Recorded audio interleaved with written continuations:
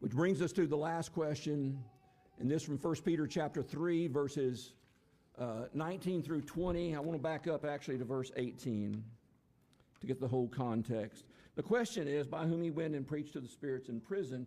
Who are these spirits? That's the question. So let's turn to 1 Peter chapter 3, starting in verse 18. Christ also suffered once for sins, the righteous for the unrighteous, that he might bring us to God, being put to death in the flesh. We understand that. That's the story of the cross.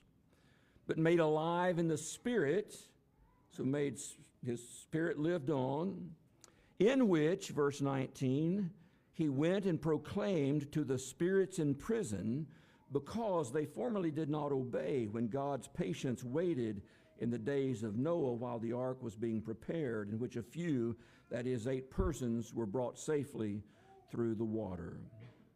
Question again is, who are these spirits in prison? And I can tell you there's 3 views. I think only one of them really has strong biblical support. One of the views is that these spirits in prison are actually the fallen angels. And you've heard about the fallen angels. That this goes back to Genesis chapter 6. And the people who profess that, they believe that in Genesis chapter 6, when the sons of God married the daughters of men, that those were angelic beings marrying up with human women. And we've had that question here before, and I've affirmed that I don't think that that's what Genesis chapter 6 is describing. When you look at the preceding chapters, as he follows the line of Cain, and then he follows the line of Seth, all the way up to Noah. And so you'll see that there is an unrighteous lineage and there is a righteous lineage. And the sons of God, I think in that context, would simply refer to those who are the righteous ones. And yet those who believe this is the fallen angels that Jesus went and preached to,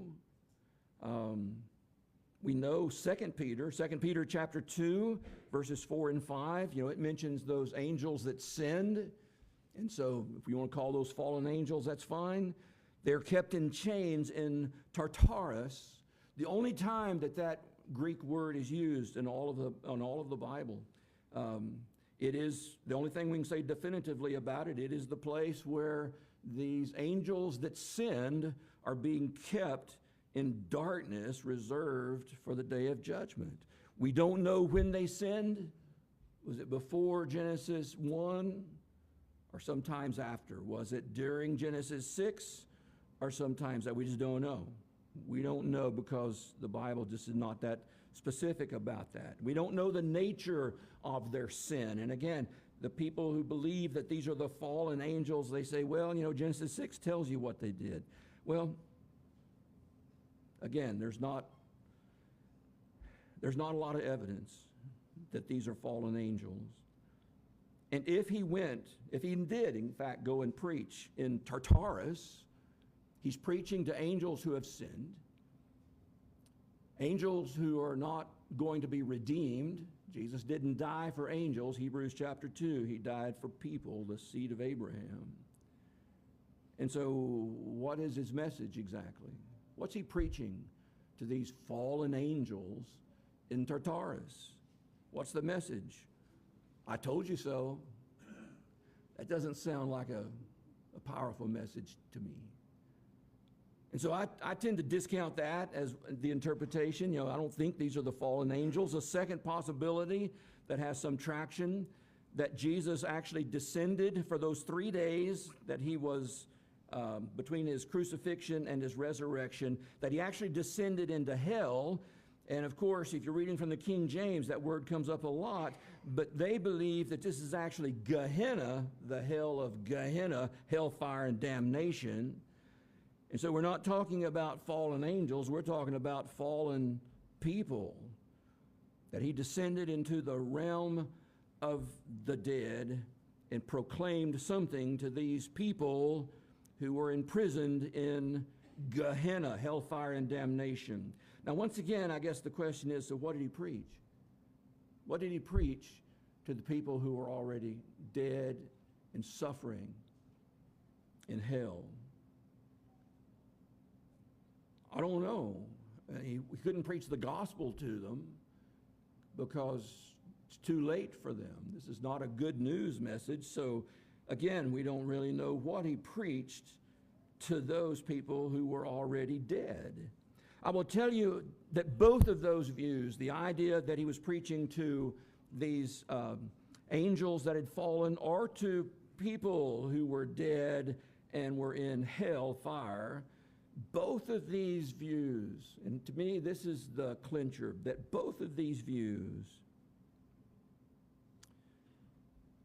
they ignore the promise that Jesus made to the thief on the cross. You remember that? Today you will be with me in paradise.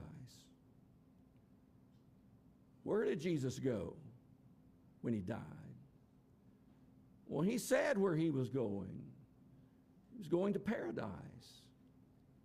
Now, we can have the conversation about the Hadean realm, the realm of the dead, and, Abraham's bosom, and the fires of torment, and all of that. And we have that conversation. That, again, that's a different question.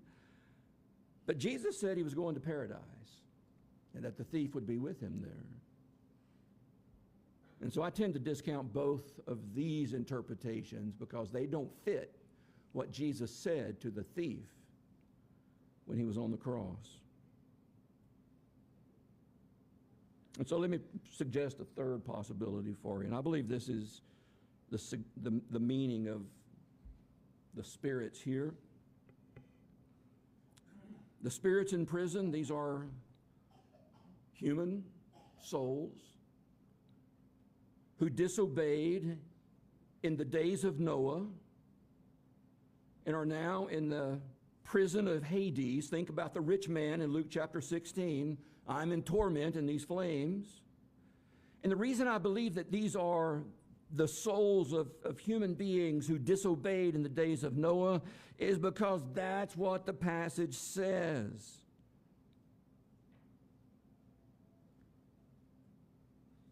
Again, they formerly did not obey when God's patience waited in the days of Noah.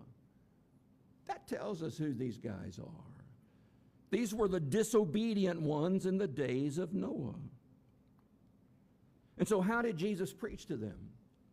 How did Jesus preach to them? A flood that would have happened, we'll say, some 2,500 years, 3,000 years before Jesus? How could he have preached to those men in the days of Noah? Well, if you go to 2 Peter 2 and verse 5, Peter calls Noah a preacher of righteousness. Was he just preaching his own ideas? If he was a preacher of righteousness, like any other preachers or prophets of the Old Testament or the New Testament, he was preaching by inspiration of the Holy Spirit. Or, if you want to go back just a couple of chapters to 1 Peter 1, and I think this one seals the deal. 1 Peter chapter 1, beginning in verse 10. Concerning this salvation, the prophets who prophesied about the grace that was to be yours searched and inquired carefully, inquiring what person or time that the Spirit of Christ who was in them was indicating when he predicted the sufferings of Christ and the subsequent glories. What Peter says in 1 Peter chapter 1 and verse 11 is that it was the Spirit of Christ who was working through the prophets like Isaiah, Jeremiah, and these other Old Testament prophets who were prophesying of the sufferings of Christ. Now, if the Spirit of Christ was working in those prophets, is it really a stretch to say that the Spirit of Christ was working in Noah? I think that's exactly what was happening. He was a preacher of righteousness. The Spirit of Christ instructing him what to teach and to preach to those spirits that are now in prison, which, by the way, is exactly how the New American Standard translates that passage. The spirits now in prison. And so, who are these spirits? those rebellious individuals in the days of Noah that Noah preached to by the Spirit of Christ, who rejected the message and who are awaiting the ultimate day of judgment. I don't think it's any more complicated than that.